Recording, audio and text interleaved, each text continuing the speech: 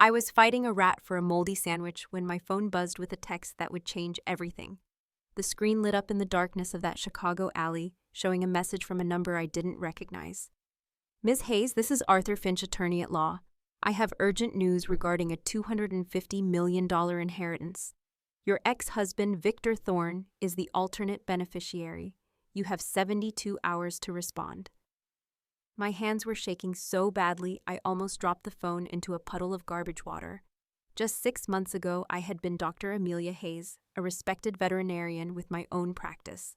Now I was literally fighting rodents for food. Before we continue, if you're enjoying this story of redemption and revenge, please hit that like button, subscribe to hear more incredible true stories, and drop a comment below telling me what you would do in Amelia's situation. Your support means everything. Let me take you back to where it all began. I ran Compassionate Paws, a veterinary clinic in Chicago, where I treated rescue animals, often for free. One Tuesday evening, I came home to our penthouse, carrying a terrier I'd saved from euthanasia. Victor was waiting cold and calculating in his $1,000 suit. "We need to talk, Amelia," he said without warmth. He complained about my clinic losing money, how it looked bad for his partnership prospects. Then he tossed divorce papers on the table, claiming he'd documented my unstable behavior for months. When I asked if there was someone else, he smiled cruelly and mentioned Isabella, someone who doesn't smell like wet dog. But divorce was just the beginning. 2 weeks later, I was sued for malpractice in a case Victor orchestrated through his law firm.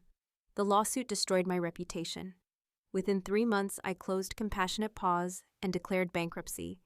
Victor had systematically dismantled my life, draining our accounts, turning friends against me, threatening legal action when I tried to fight back. The fall was swift and brutal.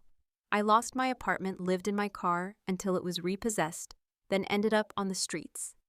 One day, I was Dr. Hayes' respected veterinarian.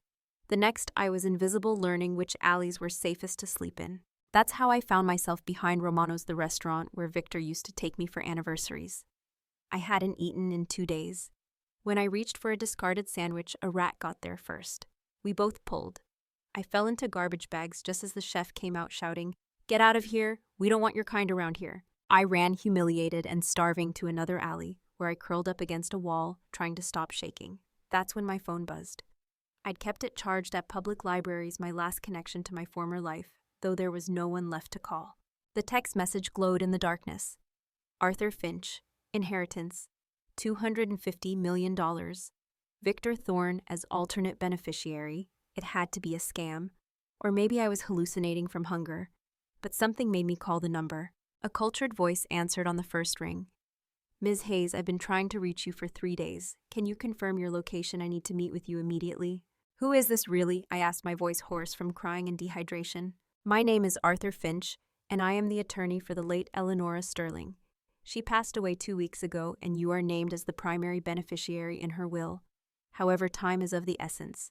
If you do not claim the inheritance within 72 hours from the first attempt to contact you, it will pass to the alternate beneficiary, Mr. Victor Thorne." Eleanora Sterling. The name meant nothing to me. I don't know anyone by that name. Why would she leave me anything? "All will be explained when we meet, Ms. Hayes. Where are you?" I almost hung up. Almost convinced myself it was too good to be true. Another trap. Another way for life to kick me when I was already down. But something in Arthur Finch's voice was genuine, professional, real. I gave him my location and waited, still half convinced that no one would come. But 30 minutes later, a sleek black Rolls-Royce pulled into the alley.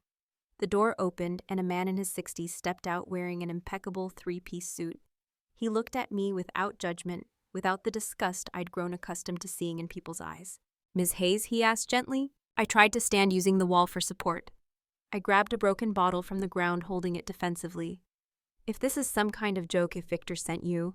"I assure you this is no joke, and Mr. Thorne knows nothing about this, though I suspect he will be quite displeased when he learns what he's lost." Arthur Finch pulled out a leather portfolio from his briefcase. Eleanora Sterling was one of the most powerful women in America. She built a fortune in real estate and technology. She never married, never had children. But she had been watching you, Ms. Hayes. Watching me. Why?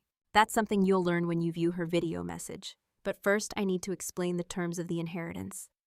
He opened the portfolio, showing me documents that looked official and complex. You will inherit $250 million along with properties in New York, Los Angeles, and Miami. There is also a penthouse on Fifth Avenue in Manhattan that was her primary residence. I couldn't breathe. This couldn't be real. What's the catch? Arthur smiled slightly. You're wise to ask. There is indeed a condition. Ms. Sterling was very specific about what she wanted done with her fortune. You have 5 years to fulfill her wishes. If you succeed, the entire estate becomes yours permanently.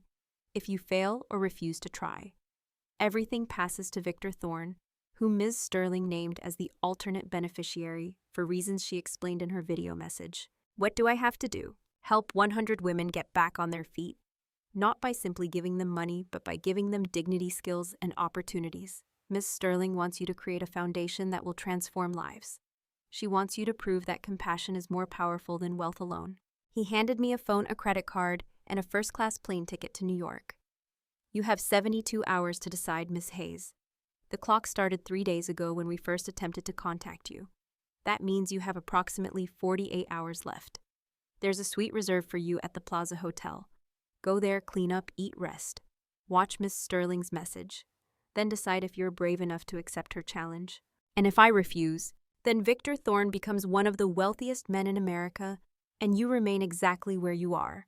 Arthur looked at me with something like pity, mixed with hope. Ms. Sterling believed you were stronger than you know, Ms. Hayes. She believed you were exactly the right person to carry on her legacy. I hope she was right. He returned to his car and drove away, leaving me standing in that filthy alley, holding a credit card and a plane ticket. I looked down at the items in my hands, then at my reflection in a puddle. I looked like a ghost, like someone who had already died but just kept moving. Victor had taken everything from me, my career, my dignity, my identity, and now I had a choice. I could refuse this opportunity out of fear that it was another trap, another way to hurt me, or I could take the chance that maybe, just maybe, life was offering me something back. I thought about all the animals I'd saved over the years, the dogs that had been abused and abandoned, the cats that had been left to die, the creatures everyone else had given up on. I'd never hesitated to help them even when it cost me. Maybe it was time to help myself. The next morning, I was on a plane to New York, still wearing the same dirty clothes because I couldn't bring myself to use the credit card yet. The flight attendants tried to hide their reactions to my appearance, but I saw the disgust, the fear. I didn't care anymore. I just needed to get to New York and find out what Eleanora Sterling wanted from me. The suite at the Plaza Hotel was bigger than most apartments. When I walked in looking and smelling like I'd been living on the streets for 6 months because I had the concierge tried to stop me. But I had Arthur Finch's card, and after a tense phone call, they let me pass. I stood in the marble bathroom and stared at myself in the mirror. I looked 40 years old, though I was only 32. My face was gaunt, my eyes hollow, my hair a tangled mess. I spent an hour in the shower, scrubbing away months of dirt and shame. I found clothes in the closet perfectly sized for me, expensive and beautiful. Someone had prepared for my arrival. When I finally felt human again, I sat down in front of the laptop that had been left on the desk and clicked the video file labeled for Amelia Hayes. The woman who appeared on screen was in her 70s, but her eyes were sharp and fierce. She wore a simple black dress and no jewelry except for a silver ring. When she spoke, her voice was commanding yet warm. Hello, Amelia. My name is Eleanora Sterling, and if you're watching this, I'm dead. Good. I've lived long enough. She smiled slightly. You don't know me, but I've known about you for the last 3 years. I've watched you build your veterinary practice treating animals that others considered worthless. I've watched you sacrifice your own profit to save lives. I saw in you something I recognized from my own youth compassion that doesn't calculate cost. She leaned forward and her expression became intense. I also watched Victor Thorne destroy you. I watched him systematically dismantle your life, and I saw how you survived it. That's why I chose you. Not because you're a victim, Amelia, but because you're a survivor. And now I'm going to give you something that Victor values more than anything: power. Eleanora paused, taking a sip of water. My fortune is considerable, $250 million along with properties and investments worth another $100 million. I could leave it to any number of charities. But I wanted to do something different. I want to create a legacy that will haunt men like Victor Thorne forever. She set down her glass and looked directly into the camera, as if she could see me. Here are my terms. You will create a foundation called the Sterling Legacy. Over the next 5 years, you will help 100 women rebuild their lives. Not by giving them money, though. Money will be a tool, but by giving them what was taken from you: dignity, opportunity, and the chance to discover their own strength. You will document each story. You will prove that compassion is not weakness, but the most powerful force in the world. If you succeed, everything becomes yours permanently. You'll have the resources to continue this work for the rest of your life. If you fail, or if you refuse this challenge, everything goes to Victor Thorne. Yes, I named him as the alternate beneficiary deliberately, because nothing will motivate you more than knowing that your failure means his victory. Eleonora's expression softened slightly. I know this seems cruel, Amelia, but I'm not giving you money. I'm giving you a weapon. Use it wisely. Use it to build something that can never be destroyed by men like him. Show the world what real power looks like. The video ended and I sat in silence for a long time. The sun was setting over Central Park, casting golden light across the suite. I walked to the window and looked down at the city below. Somewhere down there were women like me, women who had been broken by people they trusted, women who had lost everything, women who had been told they were worthless. I thought about Victor, probably celebrating what he thought was his final victory over me. I imagined his face when he found out about the inheritance. I imagined his rage when he realized I was the one person standing between him and a fortune, and something cold and sharp crystallized in my chest. It wasn't quite hate, it was determination. I picked up the phone and called Arthur Finch. I accept, I said simply. Excellent, Ms. Hayes. I'll have the papers drawn up immediately. Might I suggest we begin by setting up the foundation headquarters? Ms. Sterling left detailed suggestions for you to review. Actually, I have a different idea for where to start, I said, thinking of the alley in Chicago, thinking of all the invisible people I'd met in the past 6 months. I need to go to Brooklyn. 3 days later, I stood in front of a rundown building in a rough neighborhood. It had been a community center once, but it had been abandoned for years. The windows were broken, graffiti covered the walls, and rats scurried across the floor. It was perfect. I hired a local crew to start renovations, paying them well and on time. Word spread quickly in the neighborhood that someone was investing in the area, someone who treated workers with respect. That's how I met Saz. She was trying to pick my pocket while I was reviewing blueprints with the foreman. I felt her hand slip into my jacket and grabbed her wrist instinctively. She was young, maybe 20, with sharp eyes and a defiant expression. "Let me go," she hissed, trying to pull away. "Not until we talk," I said, maintaining my grip but not hurting her. "Have you eaten today?" She stopped, struggling, surprised. "What?" I asked if you've eaten, because I haven't had lunch yet and I hate eating alone. There's a diner around the corner. My treat. "Why?" she asked suspiciously. "Because 6 months ago I was fighting a rat for a sandwich. I know what hunger feels like. Come on." We sat in a booth at the diner and I ordered 2 of everything on the menu. Saz ate like she hadn't had a proper meal in weeks, which she probably hadn't. Between bites, she told me her story. Kicked out by her family at 16 for being gay, survived on the streets ever since. Smart as hell, but no opportunities, no education beyond 10th grade, no one who cared if she lived or died. "So what's your deal?" she asked, finally eyeing me suspiciously. "You some kind of rich do-gooder trying to save poor street kids? Because I've met your type before. They always want something." "I'm not rich," I said. "Well, I am now, but I wasn't until a week ago. And I don't want to save you. I want to hire you." She laughed. "Hire me to do what? I'm a pickpocket and a hustler." "Exactly. You're street smart, you read people well, and you know how to survive in situations where most people would give up.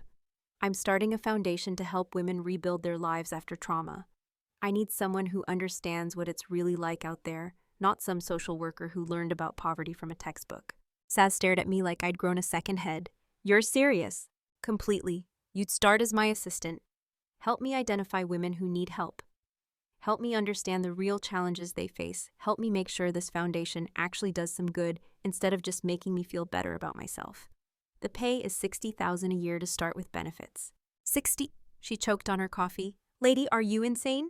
"Probably," I admitted.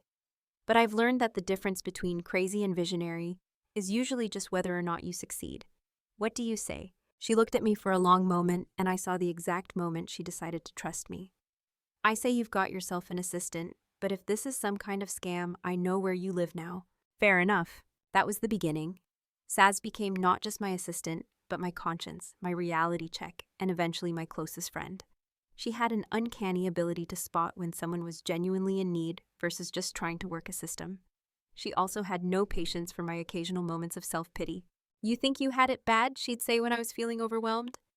"Try sleeping under a bridge in January. Try having Johns follow you down the street. Try being invisible every single day of your life.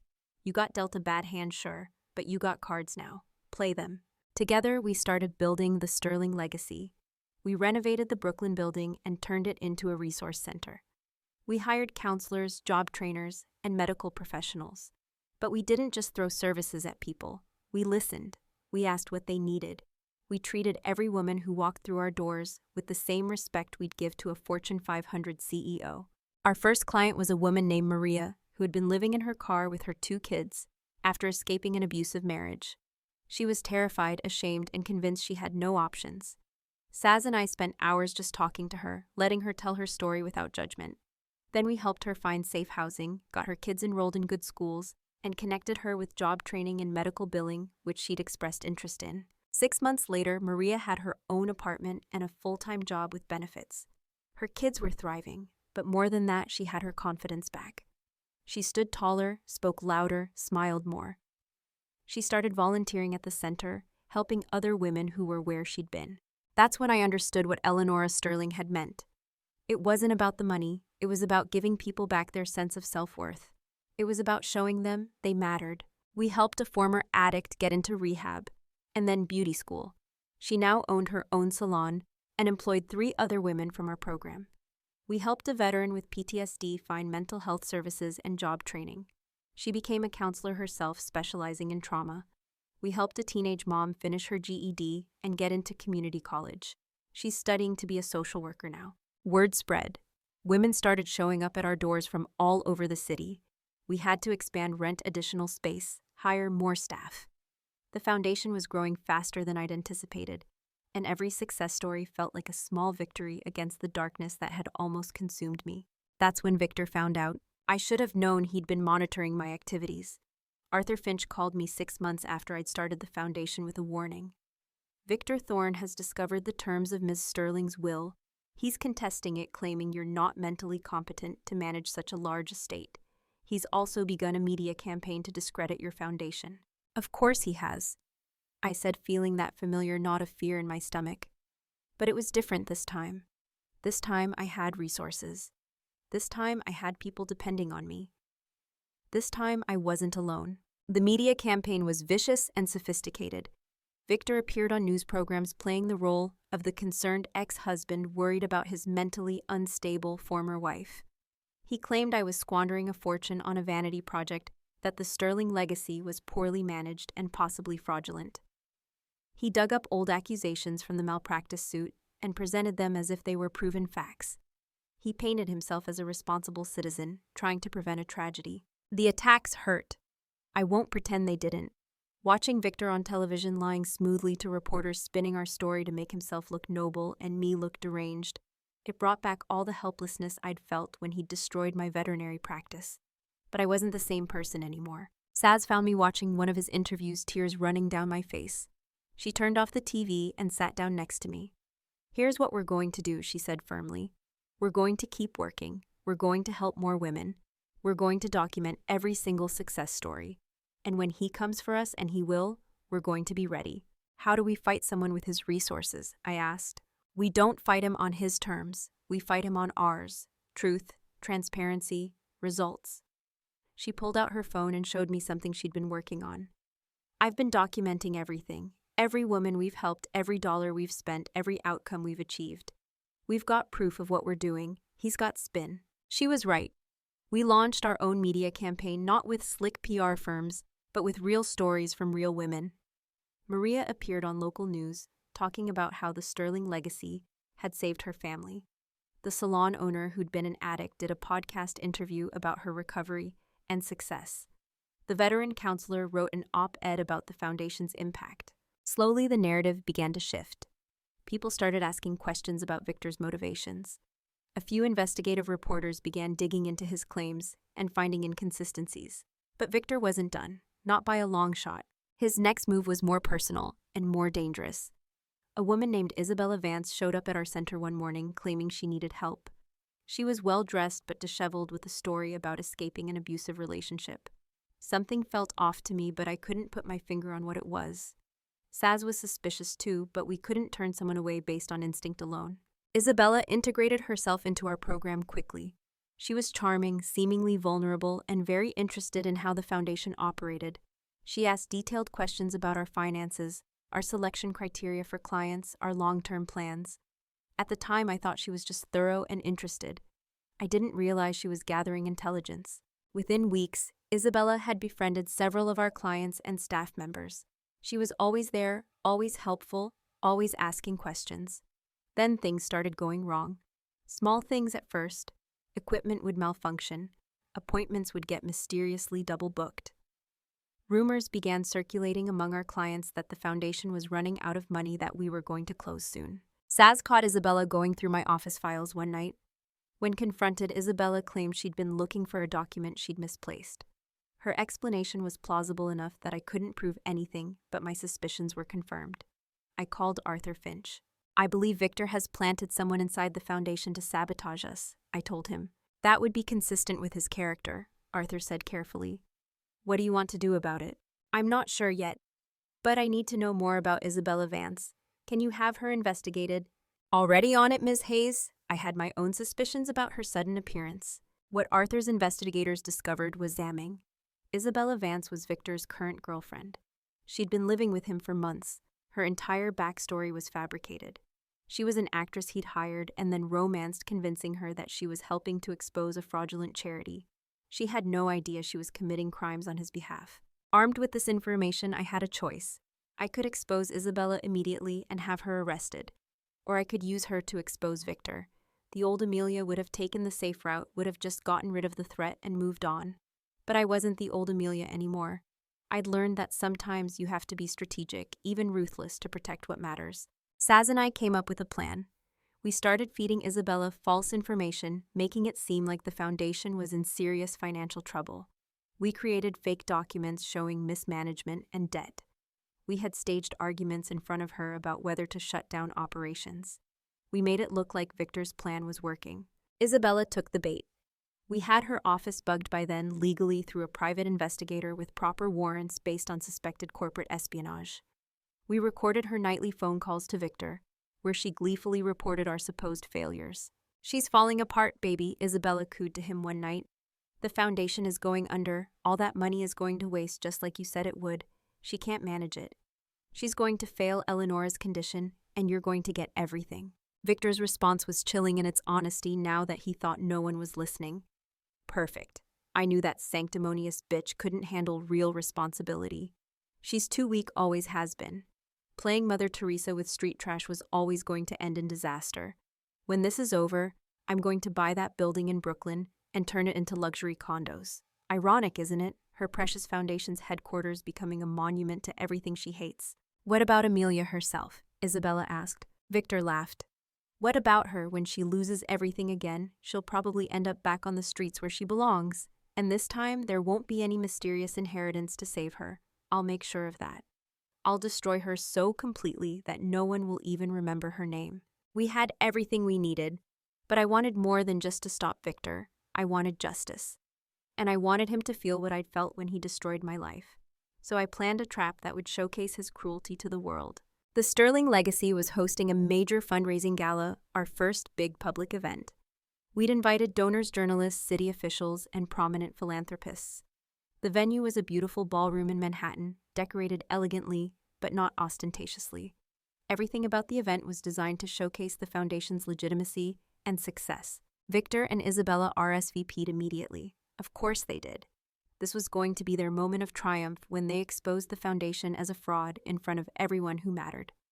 Isabella had told him we were planning to announce some major expansion that we couldn't possibly afford, that it would be the perfect moment to reveal our financial irregularities. What Victor didn't know was that we'd invited someone special to be our keynote speaker. Ben Carter was an investigative journalist who'd initially been on Victor's payroll, paid to write hit pieces about me and the foundation. But Ben was actually good at his job, which meant he started asking inconvenient questions. When the evidence didn't match Victor's narrative, he'd reached out to me a month earlier, guilt-ridden, and wanting to make amends by telling the truth. The night of the gala arrived. I wore a simple black dress that Eleonora would have approved of. No flashy jewelry, no ostentatious displays of wealth. I wanted to look professional and serious. Saz was beside me in a sharp suit, looking every inch the successful executive she'd become. Together we greeted guests and made small talk, all while watching the entrance for Victor and Isabella. They arrived fashionably late, making an entrance. Victor wore a custom tuxedo that probably cost more than most people's monthly rent. Isabella was draped in diamonds and designer couture. They looked like money and power, which was exactly the image Victor wanted to project. They were the establishment, and I was supposed to be the upstart who'd gotten too big for her britches. Victor found me in the crowd and gave me a smile that was pure malice dressed up as charm. Amelia, what a wonderful event. So ambitious.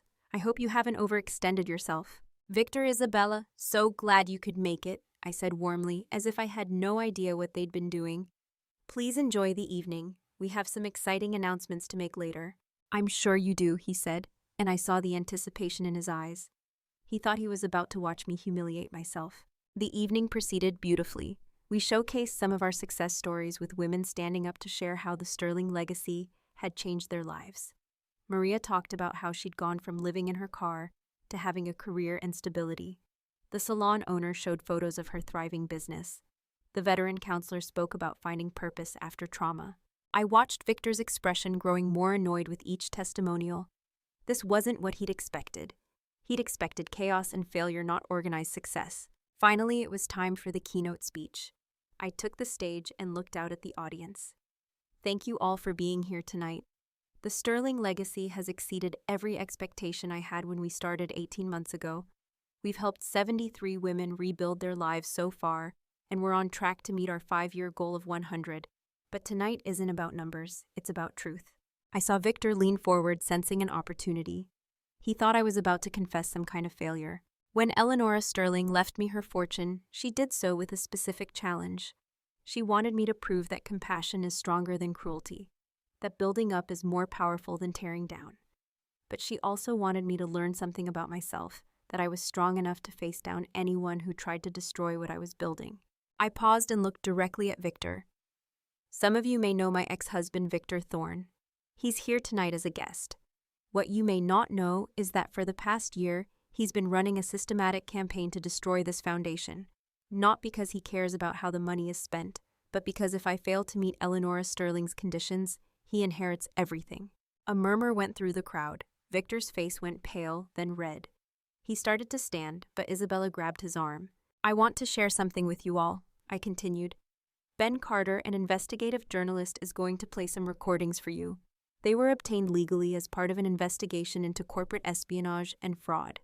What you're about to hear is the real Victor Thorne, not the concerned citizen he pretends to be. Ben stepped onto the stage with a laptop. The lights dimmed and speakers crackled to life. Isabella's voice came first sweet and conspiratorial. She's falling apart, baby. The foundation is going under. All that money is going to waste, just like you said it would. Then Victor's voice, unmistakable and filled with venom. Perfect. I knew that sanctimonious bitch couldn't handle real responsibility. She's too weak, always has been. Playing Mother Teresa with street trash was always going to end in disaster. The ballroom was absolutely silent except for the recording. I watched faces in the crowd shift from confusion to shock to disgust. Major donors, city officials, journalists, everyone heard Victor in his own words, revealing his true nature. The recording continued. Victor's plan to turn our headquarters into luxury condos. His hope that I'd end up back on the streets. His admission that he'd planted Isabella to sabotage us from within. Every cruel word, every calculated scheme laid bare for everyone to hear. When the recording ended, Ben turned on the lights. Isabella was crying, her face buried in her hands. She'd had no idea the full extent of what Victor had been using her for. Victor himself looked like he wanted to disappear into the floor.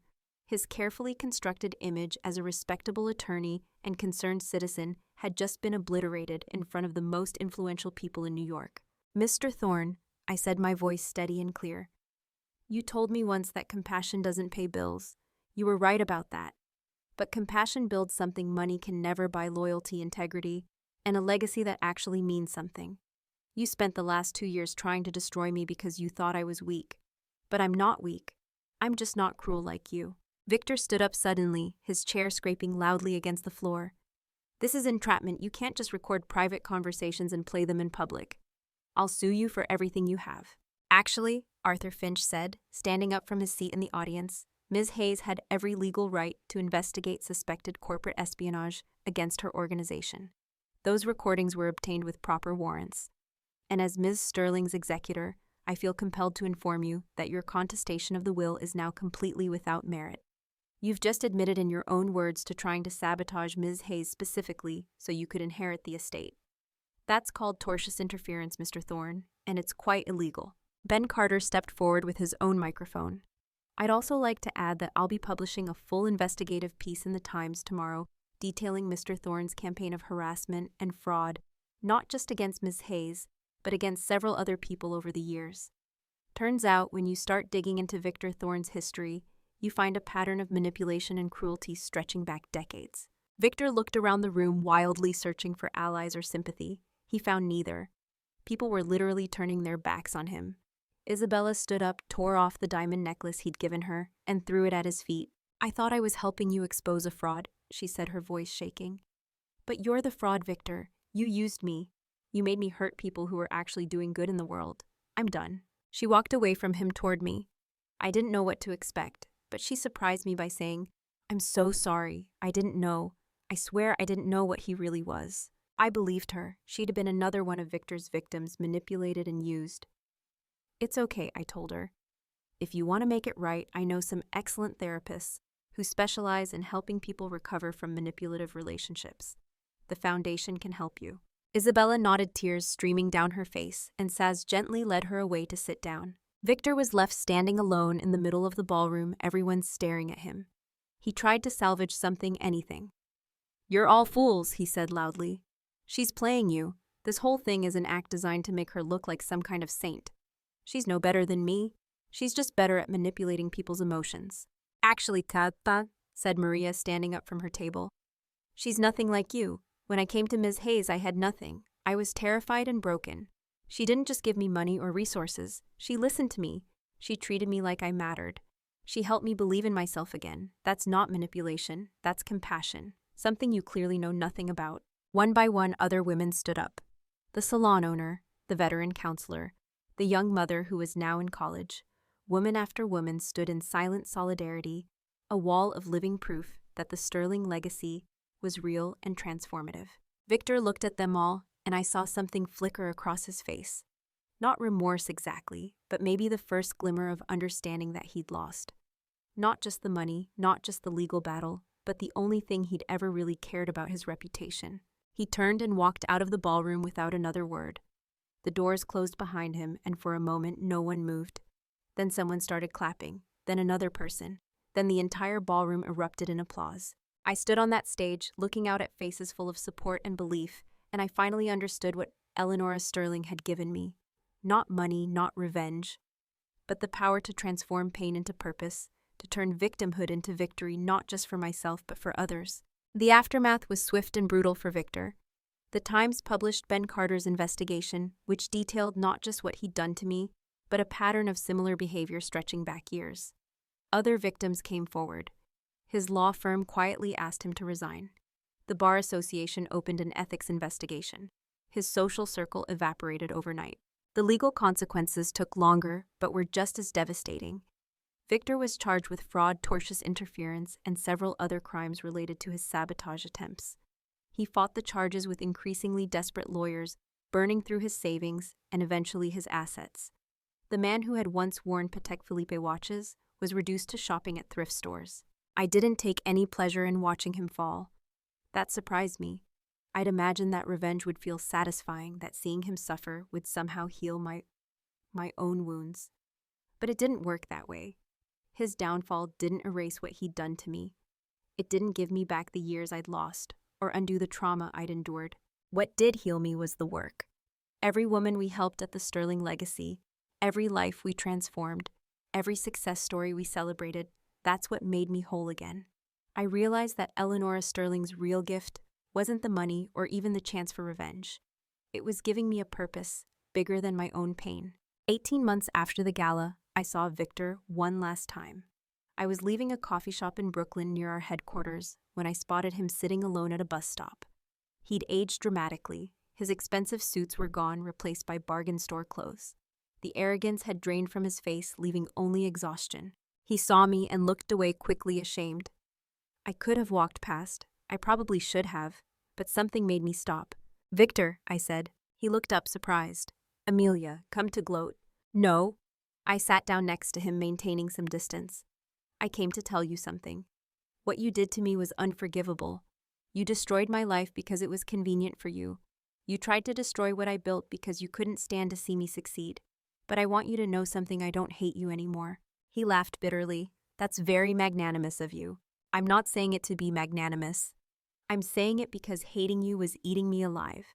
It took me a long time to realize that holding on to that anger was just letting you hurt me all over again. So I let it go, not for you, for me." Victor was quiet for a long moment. Then he said very quietly, "I'm sorry, for what that's worth, which is probably nothing, but I am sorry." It was the first time I'd ever heard him apologize for anything. "Thank you," I said, and I meant it. Not because his apology changed anything, but because it confirmed what I'd already come to understand: he was just a broken person who'd broken other people. He wasn't a monster, he was just weak in ways he'd never admitted. I stood up to leave, then paused. "There's a men's shelter 3 blocks from here. They have resources, job counseling, mental health services. If you ever want to actually change instead of just apologizing, that's where you start." I walked away without looking back. I had no idea if he'd take my advice or not. That was his choice, his journey. Mine was waiting for me at the foundation, where 3 new women were starting our program that day. 5 years passed.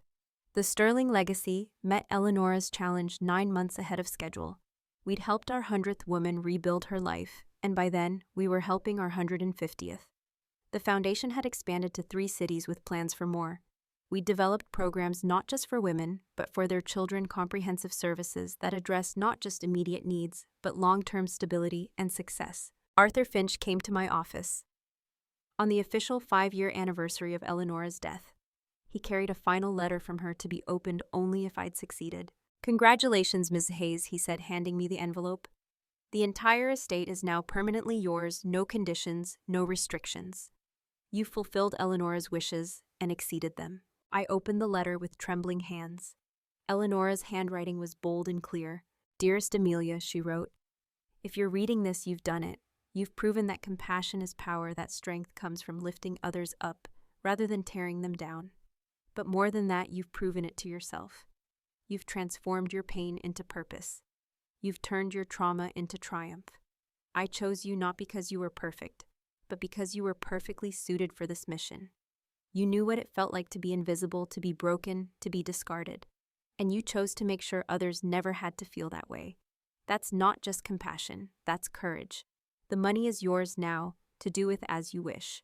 But I suspect you'll keep doing exactly what you've been doing, because you've discovered what I learned long ago: the only wealth that matters is what you give away.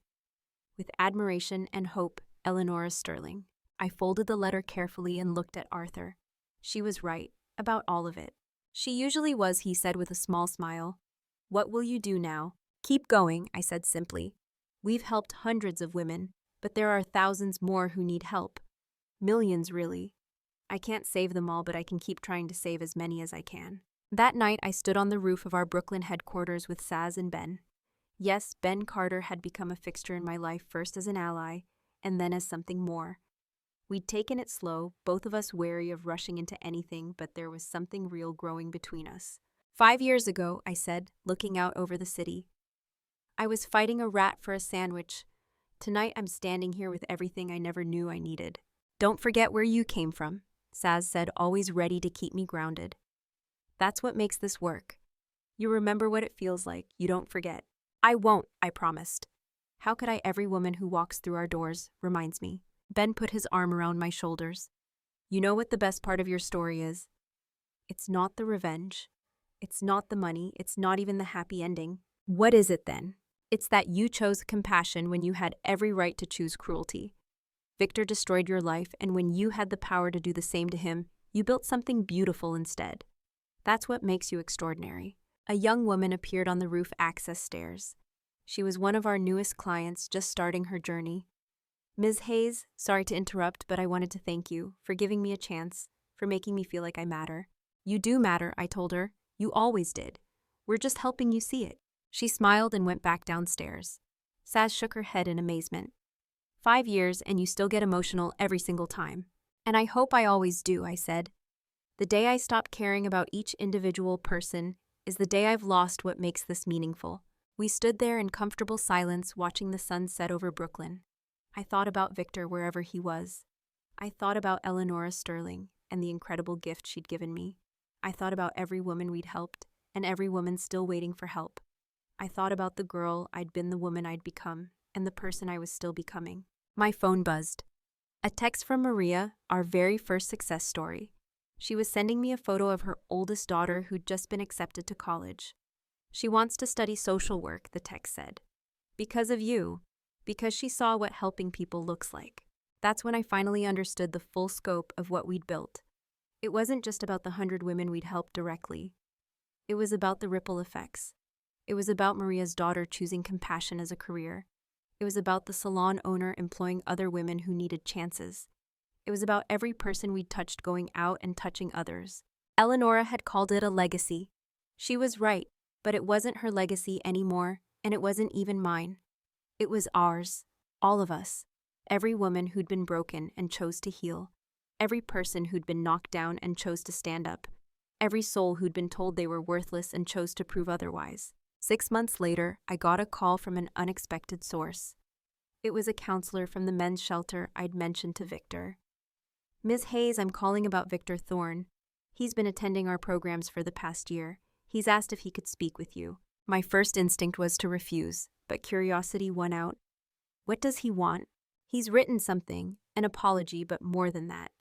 A testimony about how he used his power to hurt people and what he's learning about accountability. He wants to publish it to warn others about the kind of person he was, but he won't do it without your permission. I thought about it for a long time. Then I said, tell him I'll read it, but I can't promise anything beyond that. The letter arrived 3 days later. It was 12 pages long, handwritten, and brutally honest. Victor detailed everything he'd done to me and to others over the years. He didn't make excuses or try to soften his actions. He simply laid out the truth. He'd been cruel because he'd valued power and money over human decency. Because he'd never learned that other people's pain was real. I destroyed Amelia Hayes because it was convenient, he wrote. I never thought of her as a person with feelings and dreams. I thought of her as an obstacle to what I wanted. When she survived what I did to her, when she succeeded, despite my attempts to destroy her, I felt threatened. So I tried to destroy her again. Not because she'd done anything wrong, but because her very existence reminded me of my own cruelty. I'm writing this not to earn forgiveness, which I don't deserve, but to take responsibility publicly for what I did privately. If my story can stop even one person from becoming what I was, then maybe my existence will have meant something after all. I sat with that letter for a week, reading it multiple times. Finally, I called the counselor back. He can publish it, I said, but on one condition. Any proceeds from the publication have to go to domestic violence prevention programs. He doesn't get to profit from his confession. He's already arranged that, the counselor said. He doesn't want money. He says he just wants to be useful for once. The article was published in a major magazine 2 months later. It caused a significant stir, conversations about toxic masculinity, about the abuse of power, about accountability and redemption. Some people praised Victor for his honesty. Others said it was too little too late. I didn't have strong feelings either way. His journey was his own. But I did notice that applications to our foundation tripled after the article came out. Women who'd been suffering in silence, who'd been manipulated by men like Victor, suddenly felt safe enough to ask for help. In a strange way, Victor's confession ended up helping us reach more people. 7 years after that night in the alley, the Sterling Legacy celebrated helping its 500th woman. The event was smaller than the gala had been, more intimate. Just our staff, our board members, and the women whose lives we'd touched. We gathered in our Brooklyn headquarters, which had been transformed from that abandoned wreck into a beautiful, welcoming space. I stood to speak, looking out at faces I'd come to know and love. When Eleanora Sterling left me her fortune, I thought it was about money. When I started this foundation, I thought it was about helping others. But I've learned it was about something deeper. It was about learning that our worst moments don't define us. Our responses to those moments do. I paused, feeling emotional. Victor Thorne tried to destroy me. He succeeded for a while. I lost everything. I was broken. But that breaking didn't end my story. It just started a new chapter. Every woman in this room has her own story of being broken. And every single one of us has proven that broken things can be rebuilt into something stronger and more beautiful than they were before. Saz stood up next to me. "This foundation saved my life," she said. "But more than that, it gave me a purpose. I went from being invisible to being essential. From being a burden to being a builder. That's what we do here. We don't just give people resources. We give them back themselves." The 500th woman, a young mother who'd escaped trafficking, stood up. Her voice was shaky but determined. "I don't have fancy words. I just want to say thank you for seeing me when everyone else looked away, for believing in me when I didn't believe in myself, for showing me that my past doesn't have to be my future." There wasn't a dry eye in the room. That night, after everyone had left, I sat alone in my office. On the wall was a framed copy of Eleonora Sterling's letter, her final words to me. Next to it was a photo of that alley in Chicago, taken from the night I'd been rescued. I kept it as a reminder of where I'd been and how far I'd come. My phone rang. It was Arthur Finch. "Ms. Hayes, I thought you should know. Victor Thorne passed away this morning, heart attack. I'm informing you as a courtesy in case the media contacts you for comment." I felt a strange mix of emotions. Sadness not for Victor himself, but for the waste of what his life could have been. Relief that he could no longer hurt anyone. And finally, a sense of closure I hadn't known I needed. "Thank you for letting me know," I said. "Will you be making a statement?" Arthur asked. "Yes," I said. "I'll say that Victor Thorne made terrible choices that hurt many people, including me. But in his final years, he attempted to take responsibility for those choices. I hope he found some peace. And I hope his story serves as a warning and a lesson." "That's very gracious of you." "It's not grace," I said. "It's just the truth. Holding on to anger doesn't hurt the person you're angry at. It hurts you. I learned that a long time ago." "Why?" After hanging up, I sat in the darkness of my office and thought about everything that had happened. The pain, the struggle, the triumph, all of it. I thought about the woman I'd been so desperate to be loved and accepted that I'd ignored every warning sign about Victor's true nature. I thought about the woman I'd become strong enough to help others find their own strength. I thought about what I'd tell my younger self if I could go back to that moment in the penthouse when Victor threw the divorce papers at me. I'd tell her that the pain wouldn't last forever. I'd tell her that she was stronger than she knew. I'd tell her that sometimes the worst thing that happens to you becomes the catalyst for the best thing you'll ever do. But most of all, I'd tell her that she mattered. That her compassion wasn't weakness, that her dreams were worth fighting for. That she deserved better than someone who saw her kindness as something to exploit. I stood up and walked to the window looking out at the Brooklyn streets. Somewhere out there were more women who needed help. More stories waiting to be rewritten. More lives ready to be transformed. And I would be there ready to help them write their new chapters. Not because I was a saint or a savior, but because I remembered what it felt like to be invisible. I remembered what it felt like to be broken. And I remembered what it felt like when someone finally saw me and told me I mattered. That's the real power Eleonora Sterling gave me. Not money, not revenge, but the ability to look at someone who's lost everything and say with absolute certainty, you can survive this. You can heal from this. You can build something beautiful from these ashes. Because I did, and if I could do it, anyone could. So here's my question for you. Have you ever felt invisible? Have you ever been broken by someone who was supposed to care about you? Have you ever wondered if you had the strength to start over? I'm telling you that you do. The strength is already inside you. Sometimes you just need someone to help you see it. And if my story helped you see your own strength, if it gave you hope that your worst moment doesn't have to be your last chapter, then please like this video, subscribe for more stories of survival and transformation, and leave a comment telling me about your own journey. Because every story matters. Every voice deserves to be heard. And together we can build a world where compassion is power and breaking isn't the end. It's just the beginning of something extraordinary.